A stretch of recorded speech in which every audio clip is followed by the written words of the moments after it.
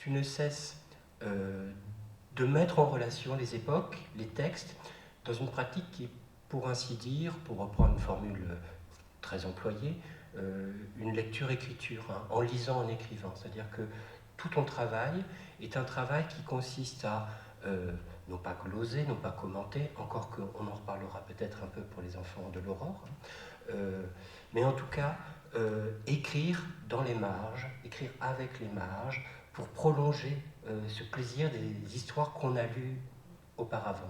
C'est exactement ça. Mais j'ai pas du tout quitté l'enfance pour ça.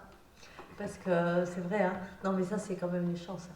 Parce que quand j'étais enfant et que je lisais les livres que je lisais enfant, même que ici sans doute la plupart, j'écrivais la suite. Pas la suite, parce que j'avais pas besoin de. C'était pas pour avoir la suite, c'était pour rester avec les personnages. Et ma mère qui garde tout, elle a des cahiers où il y avait, je sais pas si vous vous souvenez, les allumettes suédoises, les sucettes à la menthe et tout ça, là, Robert Sabatier. Et donc il y avait le personnage de Olivier. Et alors j'ai des cahiers entiers avec reprendre des histoires. Je réécris les mêmes, parce que j'ai pas beaucoup d'imagination en fait. J'ai réécrit les mêmes histoires, mais c'est histoire de rester avec le personnage.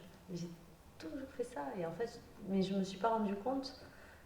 Après, il y a eu évidemment la rupture des études qui fait que on fait plus ça, enfin, bien sûr.